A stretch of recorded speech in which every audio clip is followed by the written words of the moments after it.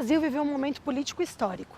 Estamos prestes a vivenciar o impeachment de um segundo presidente da República, com uma oposição que não nos garante perspectivas de um futuro melhor para o país. A população está mais ativa na vida política e no debate, e ganhou as ruas, mas vive uma polarização exacerbada.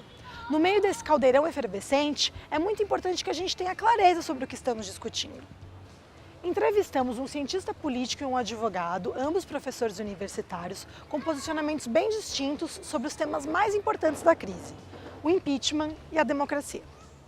No caso do regime do sistema presidencialista, o voto de escolha é o voto popular, não é? O presidente é eleito pela maioria do voto dos eleitores, não é?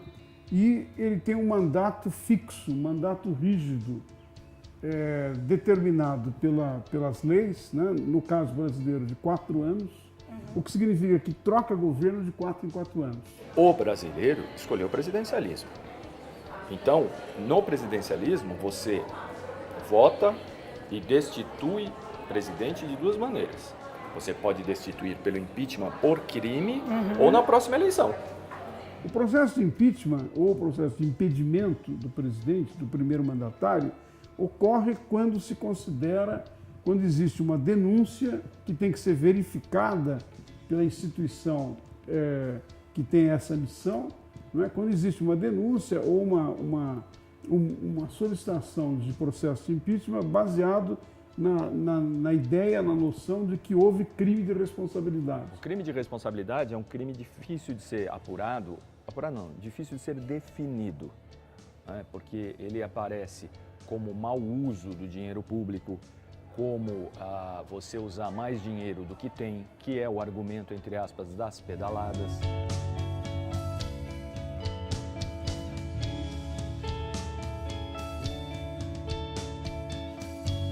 As pedaladas fiscais seriam um crime de responsabilidade? Aí vamos entrar nas interpretações, né?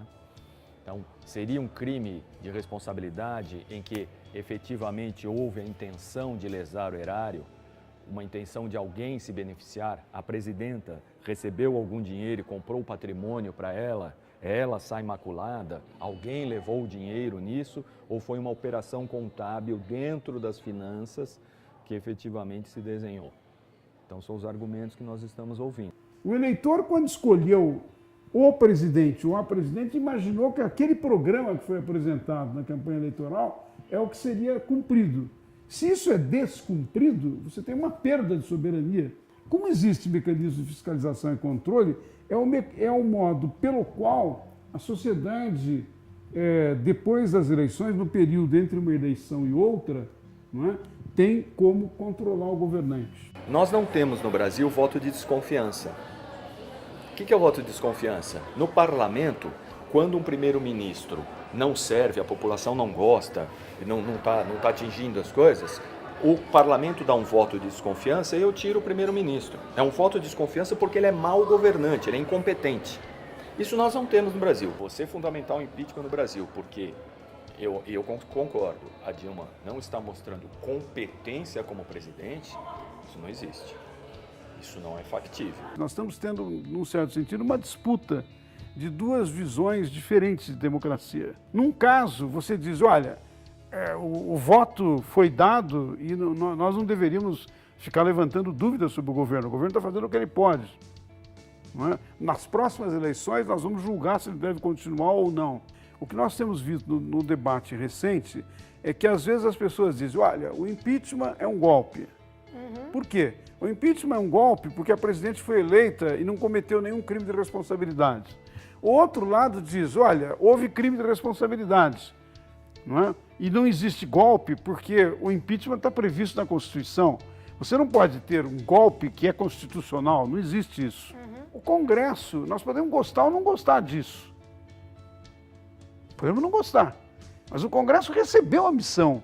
Na Constituinte de 87 e 88, ele recebeu da decisão dos constituintes a missão de, quando existe situação de abuso do poder, é ele que julga. Ele julga juridicamente e ele julga politicamente. Então, eu acho que é isso que está acontecendo. E essa é a solução que me parece, digamos, mais viável no momento. Então a gente não pode perder de vista isso sobre interpretação da lei. Não existe interpretação definitiva de uma lei que não seja dada por um juiz. E eu não estou dizendo se a interpretação do juiz vai ser justa, injusta, bonita, feia, legal.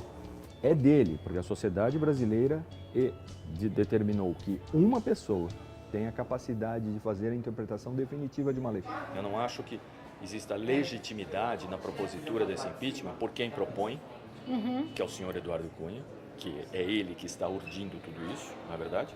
Né? Não há legitimidade quando você coloca não sei quantos 500 deputados, sendo que desses 500 deputados, a maioria está envolvido em atos ilícitos. Né? Então, eu não necessariamente uso a palavra golpe, eu uso mais a questão da ilegitimidade do processo.